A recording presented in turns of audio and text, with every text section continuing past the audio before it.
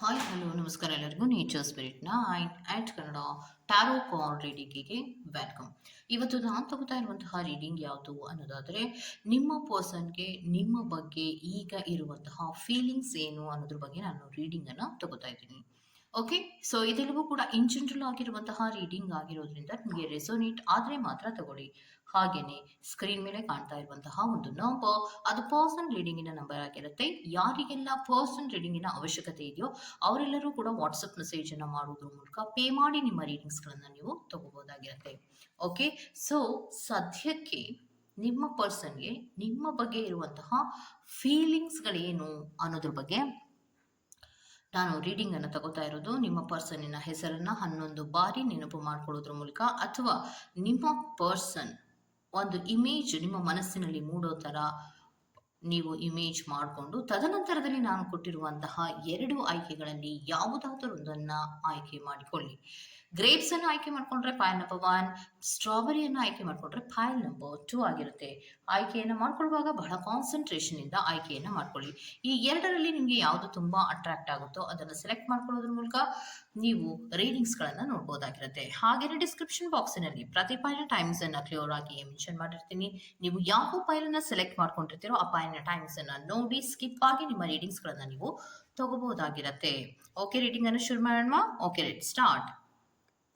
So file number 1, ಯಾರೆಲ್ಲ ಆಯ್ಕೆಯನ್ನು ಮಾಡ್ಕೊಂಡಿದ್ದೀರೋ, so ನಿಮ್ಮ ಪರ್ಸನ್ನಿನ ಇಮೇಜ್ ನಿಮ್ಮ ಮನಸ್ಸಿನಲ್ಲಿ ಬರೋ ಥರ, ಅವರು ನಿಮ್ಮ ಕಣ್ಮುಂದೆ ಇರೋ ಥರ ಇಮೇಜನ್ನು ಮಾಡಿಕೊಂಡು ನಿಮಗೆ ನನ್ನ ಬಗ್ಗೆ ಯಾವ ಫೀಲಿಂಗ್ಸ್ ಇದೆ ಅನ್ನೋದನ್ನ ನೀವು ಮನಸ್ಸಿನಲ್ಲಿಯೇ ಕೇಳಿದರೆ ಅವರು ಇಲ್ಲಿ ಕಾರ್ಡ್ಸಿನ ಮೂಲಕ ಉತ್ತರ ಕೊಡುವಂತಹ ಪ್ರಯತ್ನಗಳು ಇರುತ್ತೆ.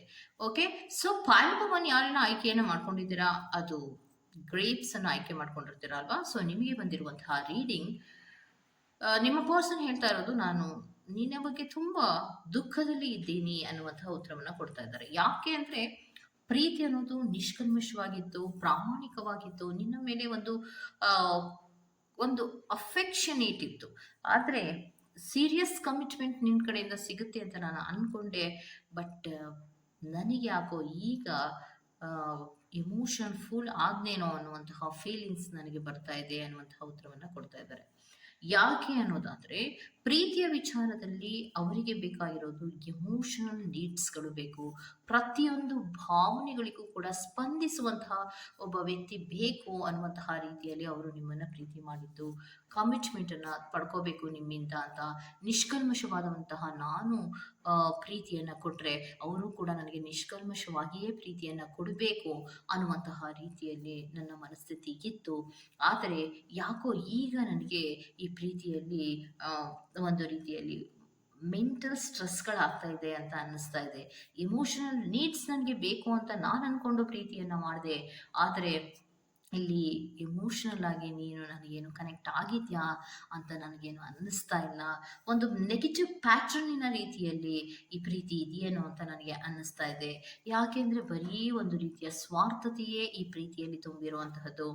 ಏನೋ ಪ್ರೀತಿಯನ್ನ ಮಾಡ್ತಾ ಇದ್ದೀವಿ ಅಂದ್ರೆ ನನ್ನಿಂದೇನೋ ಉಪಯೋಗ ಆಗ್ಬೇಕು, ನನ್ನಿಂದೇನೋ ಲಾಭ ಆಗ್ಬೇಕು ಅನ್ನುವಂತಹ ಮನಸ್ಥಿತಿಯನ್ನ ಇಟ್ಕೊಂಡು ನೀನು ಪ್ರೀತಿಯನ್ನ ಮಾಡ್ತಾ ಇದ್ದಿರಬಹುದು ಅಂತ ನನಗೆ ಫೀಲ್ ಆಗ್ತಾ ಇದೆ.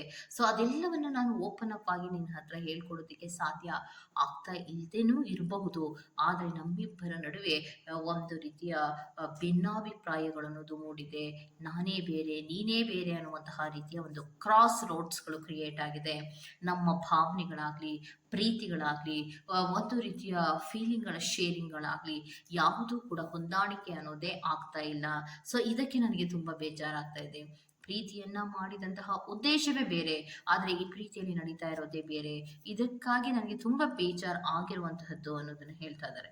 ಯಾಕೆ, ಪ್ರೀತಿಯಲ್ಲಿ ನನಗೆ ಎಮೋಷನಲ್ ನೀಡ್ಸ್ ಬೇಕು ಅಂತ ನಾನು ಬಂದಿದ್ನೇ ಹೊರತು ನನಗೆ ಈ ಪ್ರೀತಿಯಿಂದ ಸ್ಟ್ರೆಸ್ ಆಗ್ಬೇಕು ಅಂತನೋ, ಅಥವಾ ನನಗೆ ಅವಮಾನ ಆಗ್ಬೇಕು ಅಂತನೋ, ಅಥವಾ ನನಗೆ ನೋವು ಆಗ್ಬೇಕು ಅಂತನೋ ನಾನು ಈ ಪ್ರೀತಿಯನ್ನ ಮಾಡಿದ್ದಲ್ಲ. ಆದ್ರೆ ಇದರಲ್ಲಿ ಏನೋ ನನಗೆ ವ್ಯತ್ಯಾಸಗಳು ಕಾಣ್ತಾ ಇದೆ. ಇದ್ಯಾಕೋ ನನಗೆ ಸಮಾಧಾನವನ್ನ ಈ ಪ್ರೀತಿ ಕೊಡ್ತಾ ಇಲ್ಲ. ಸೊ ನನಗೆ ನಾನು ಬೇಡಿದಂತಹ ಅಥವಾ ನಾನು ಬಯಸಿದಂತಹ ಪ್ರೀತಿ ನನಗೆ ಸಿಗ್ತಾ ಇಲ್ಲ ಅನ್ನುವಂತಹ ಫೀಲಿಂಗ್ಸ್ ಆಗ್ತದೆ. ತುಂಬಾ ದುಃಖದಲ್ಲಿ ನಾನಿದ್ದೇನೆ, ಬೇಜಾರಿನಲ್ಲಿ ನಾನಿದ್ದೇನೆ. ಆದರೂ ಕೂಡ ನನ್ನನ್ನು ನಾನು ಕಂಟ್ರೋಲ್ ಮಾಡ್ತಾ ಇದ್ದೇನೆ. ಯಾಕಂದರೆ ನನ್ನ ದುಃಖವನ್ನು ಓಪನ್ ಅಪ್ ಆಗಿ ನಿನ್ನ ಹತ್ರ ಹೇಳ್ಕೊಳ್ಳೋಕ್ಕೂ ಆಗೋದಿಲ್ಲ, ಅಥವಾ ಎಲ್ಲರೂ ಕಾಣೋ ಥರ ನನ್ನ ದುಃಖವನ್ನು ತೋರಿಸೋದಕ್ಕೂ ಆಗೋದಿಲ್ಲ. ಸೊ ನಾನು ಎಲ್ಲವನ್ನ ನನ್ನ ಮನಸ್ಸಿನಲ್ಲಿಯೇ ಕಂಟ್ರೋಲ್ಡ್ ಮಾಡಿ ಇಟ್ಕೊಂಡಿದ್ದೇನೆ. ಸೊ ನಮ್ಮಿಬ್ಬರ ಪ್ರೀತಿ ಅನ್ನೋದು ಬಹಳ ದೂರ ಹೋಗ್ತಾ ಇದೆ ಅನ್ನೋದು ನನಗೆ ಗೊತ್ತಿದೆ. ನಮ್ಮಿಬ್ಬರ ನಡುವೆ ಒಂದು ರೀತಿಯ ಕ್ರಾಸ್ ರೋಡ್ಸ್ಗಳು ಕ್ರಿಯೇಟ್ ಆಗಿದೆ ಅನ್ನೋದನ್ನು ಕೂಡ ನನಗೆ ಗೊತ್ತಿದೆ. ಸೊ ಭಾವನೆಗಳಲ್ಲಿ ತುಂಬ ಬೇಜಾರು, ದುಃಖ ಇದೆ ಅನ್ನೋದನ್ನ ನಿಮ್ಮ ಪರ್ಸನ್ ನಿಮಗೆ ಹೇಳ್ತಾ ಇದ್ದಾರೆ. ಓಕೆ, ಸೊ ನಿಮ್ಮಿಬ್ಬರ ನಡುವೆ ಆಗಿದಂತಹ ಮಿಸ್ಅಂಡರ್ಸ್ಟ್ಯಾಂಡಿಂಗ್ ಏನು ಅನ್ನೋದು ನೀವೇ ತಿಳ್ಕೊಳ್ಳಿ.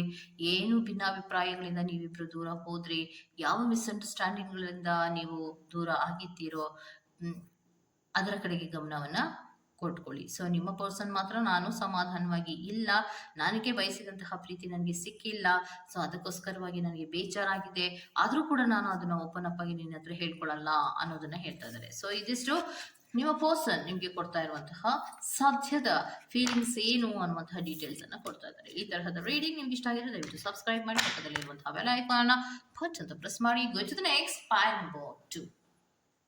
ಸೊ ಪೈಲ್ ನಂಬರ್ 2 ಯಾರೆಲ್ಲ ಆಯ್ಕೆಯನ್ನು ಮಾಡ್ಕೊಂಡಿದ್ದೀರಾ, ನೀವು ಸ್ಟ್ರಾಬೆರಿಯನ್ನು ಆಯ್ಕೆ ಮಾಡ್ಕೊಂಡಿದ್ದೀರಾ ಅಲ್ವಾ? ಓಕೆ, ಸೊ ನಿಮ್ಮ ಪರ್ಸನಿನ ಇಮೇಜ್ ನಿಮ್ಮ ಮನಸ್ಸಿನಲ್ಲಿ, ಅಂದರೆ ನಿಮ್ಮ ಕಣ್ಮುಂದೆ ನಿಮ್ಮ ಪರ್ಸನ್ ಇದ್ದಾರೆ ಅನ್ನುವಂತಹ ಒಂದು ಇಮ್ಯಾಜಿನೇಷನ್ ಅನ್ನು ಮಾಡಿಕೊಂಡು ತದನಂತರದಲ್ಲಿ ನಿಮ್ಮ ಪರ್ಸನ್ ಅನ್ನೇ ಕೇಳಿ, ನಿಮಗೆ ಈಗ ಸದ್ಯಕ್ಕೆ ನನ್ನ ಬಗ್ಗೆ ಏನು ಫೀಲಿಂಗ್ಸ್ ಇದೆ ಅನ್ನೋದನ್ನ ನೀವು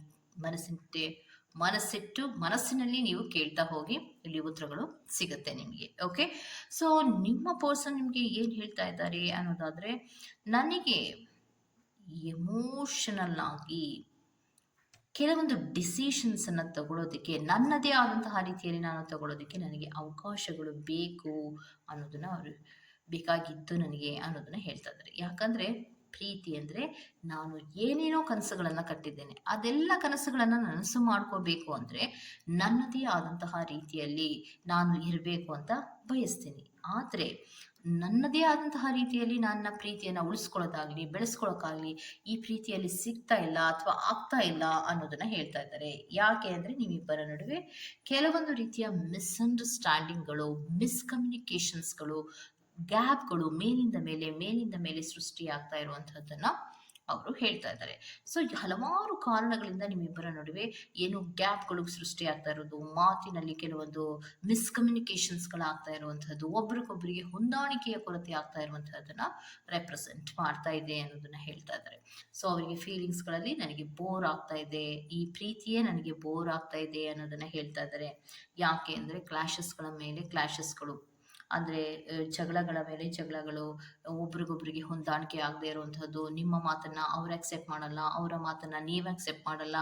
ಸೊ ಈ ಜಗಳಗಳು ಸಾಕಾಗಿ ನನಗೆ ಬೋರ್ ಆಗಿದೆ ಅನ್ನೋದನ್ನ ಹೇಳ್ತಾ ಇದ್ದಾರೆ. ಫೀಲಿಂಗ್ಸ್ಗಳಲ್ಲಿ ನನಗೇನು ಈ ಪ್ರೀತಿಯ ಬಗ್ಗೆ ಅಷ್ಟೊಂದು ಸಮಾಧಾನ ಇಲ್ಲ ಅನ್ನುವಂತಹ ರೀತಿಯಲ್ಲಿಯೇ ಹೇಳ್ತಾ ಇದ್ದಾರೆ. ಮತ್ತೆ ಇನ್ನೊಂದೇನು ಅಂದರೆ ಎಂತೂಸಿಯಾಸ್ಟಿಕ್ ಆಗಿ ಇಲ್ಲ, ಈ ಪ್ರೀತಿಯಲ್ಲಿ ಒಂದು ಎಂಜಾಯ್ಮೆಂಟ್ ಇಲ್ಲ, ಜಾಯ್ ಅಂದರೆ ಸಮಾಧಾನ, ಖುಷಿ, ಸಂತೋಷ ಯಾವುದು ಕೂಡ ಇಲ್ಲ ಅನ್ನೋದನ್ನ ಹೇಳ್ತಾ ಇದ್ದಾರೆ ನಿಮ್ಮ ಪರ್ಸನ್. ಮತ್ತೆ ಅವ್ರು ಏನು ಹೇಳ್ತಾ ಇದ್ದಾರೆ ಅಂದರೆ, ಪ್ರೀತಿ ಅನ್ನೋದು ಏನು ಒಂದು ಪ್ರಾಮಿಸಿಂಗ್ ಇರುವಂತಹದ್ದು, ಪ್ರಾಮಿಸಿಂಗ್ ಆದಂತಹ ಪ್ರೀತಿ ನನಗೆ ಬೇಕು, ಅದನ್ನ ಒಂದು ರೀತಿ ಎಕ್ಸ್ಪ್ಲೋರ್ ಬೆಳೆಸಬೇಕು, ಅದನ್ನ ಉಳಿಸ್ಬೇಕು, ನನ್ನದೇ ಆದಂತಹ ರೀತಿಯಲ್ಲಿ ನಾನು ಪ್ರೀತಿಯನ್ನ ಮಾಡಬೇಕು, ನನ್ನದೇ ಏನೇನೋ ಕನಸುಗಳು ಇದೆ, ಆ ಕನಸುಗಳ ರೀತಿಯಲ್ಲಿಯೇ ಪ್ರೀತಿ ಇರಬೇಕು ಅಂತ ನಾನು ಅನ್ಕೊಂಡ್ರೆ ಬಟ್ ಸಾಧ್ಯನೇ ಆಗ್ತಾ ಇಲ್ಲ. ಸೊ ಮಿಸರಬಲ್ ಚೇಂಜಸ್ಗಳು ಮೇಲಿಂದ ಮೇಲೆ ಆಗ್ತಾ ಇದೆ. ನಾನು ಇವತ್ತು ಚೆನ್ನಾಗಿರ್ಬೋದು, ನಾಳೆ ಚೆನ್ನಾಗಿರ್ಬೋದು, ನಾಡಿದ್ದು ಚೆನ್ನಾಗಿರ್ಬೋದು, ಪ್ರೀತಿಯನ್ನು ಸರಿ ಮಾಡ್ಕೋಬೇಕು ಅಂತ ಏನೇನೋ ಪ್ರಯತ್ನಗಳನ್ನ ಮಾಡಿದ್ರೂ ಕೂಡ ಅದು ಎಂಡಿಂಗೇ ಆಗ್ತಾ ಇದೆ. ಅದು ಯಾಕೆ ಸರಿನೇ ಹೋಗ್ತಾ ಇಲ್ಲ, ಡೀಪ್ ಇಶ್ಯೂಸ್ಗಳು ನಮ್ಮಿಬ್ಬರ ಪ್ರೀತಿಯಲ್ಲಿ ಇದೆ. ಸೊ ಕೆಲವೊಬ್ಬರಿಗೆ ಮಾತ್ರ ಟ್ರಯಾಂಗಲ್ ಲವ್ ಸ್ಟೋರಿಯನ್ನು ರೆಪ್ರೆಸೆಂಟ್ ಮಾಡ್ತಾ ಇರೋದ್ರಿಂದ ಈ ಸಮಾಧಾನ ಇಲ್ಲ ನನಗೆ ಅನ್ನೋದನ್ನ ಹೇಳ್ತಾ ಇದ್ದಾರೆ. ಸೊ ಪ್ರೀತಿಯಲ್ಲಿ ಏನೋ ನಾನು ಅನ್ಕೊಂಡಿದ್ದಂತಹ ರೀತಿಯ ಪ್ರೀತಿ ನನಗೆ ಸಿಗಲಿಲ್ಲ. ಸೊ ಮೇಲಿಂದ ಮೇಲೆ ಡೀಪ್ ಇಶ್ಯೂಸ್ಗಳಿರಬಹುದು, ಅಥವಾ ಥರ್ಡ್ ಪಾರ್ಟಿ ಸಿಚುಯೇಷನ್ಸ್ ಇರ್ಬೋದು, ಅಥವಾ ಮೇಲಿಂದ ಮೇಲೆ ಆಗ್ತಾ ಇರುವಂತಹ ಕೆಲವೊಂದು ಮಿಸ್ಅಂಡರ್ಸ್ಟ್ಯಾಂಡಿಂಗ್ಗಳಿಗೆ ಈ ಪ್ರೀತಿ ಅನ್ನೋದು ನನಗೆ ತುಂಬ ಬೋರ್ ಆಗಿದೆ ಅನ್ನುವಂತಹ ಉತ್ತರವನ್ನು ಸದ್ಯಕ್ಕೆ ನಿಮ್ಮ ಪರ್ಸನ್ ನಿಮ್ಮ ಬಗ್ಗೆ ಇರುವಂತಹ ಫೀಲಿಂಗ್ಸಿನ ಏನು ಅನ್ನೋದನ್ನ ಹೇಳ್ತಾ ಇದ್ದಾರೆ. ಈ ತರಹದ ಕೆಲವು ಫೀಲಿಂಗ್ಸ್‌ಗಳ ಬಗ್ಗೆ ನೀವು ರೀಡಿಂಗ್ ಅನ್ನ ತಗೋಬೇಕು ಅಂದ್ರೆ ಖಂಡಿತವಾಗಿಯೂ ಪರ್ಸನಲ್ ರೀಡಿಂಗ್ ಅನ್ನ ತಗೊಳ್ಳೋದ್ರ ಮೂಲಕ ನಿಮ್ಮ ಪರ್ಸನ್‌ಗೆ ಸದ್ಯಕ್ಕೆ ಯಾವ ಫೀಲಿಂಗ್ಸ್ ಇದೆ ಅನ್ನುವಂತಹ ಕ್ಲಾರಿಟಿಯನ್ನ ನೀವು ತಗೋಬಹುದಾಗಿರುತ್ತೆ. ಓಕೆ. ಸೊ ಇದಿಷ್ಟು ಪ್ಯಾನ್ ನಂಬರ್ 2 ಅವರ ರೀಡಿಂಗ್ ಆಗಿರುತ್ತೆ. ಈ ತರಹದ ರೀಡಿಂಗ್ ನಿಮ್ಗೆ ಇಷ್ಟ ಆಗಿದ್ರೆ ದಯವಿಟ್ಟು ಸಬ್ಸ್ಕ್ರೈಬ್ ಮಾಡಿ, ಪಕ್ಕದಲ್ಲಿರುವಂತಹ ಬೆಲ್ ಐಕಾನ್ ಅನ್ನ ಪಟ್ ಅಂತ ಪ್ರೆಸ್ ಮಾಡಿ. ನಾನು ನಿಮ್ಮನ್ನ ಮತ್ತೊಂದು ರೀಡಿಂಗ್‌ಗಳಲ್ಲಿ ಸಿಗ್ತೀನಿ ಅಂತ ಹೇಳ್ತಾ ಅಲ್ಲಿವರೆಗೂ ಚಿಕ್ಕಿ ಬಾಯ್.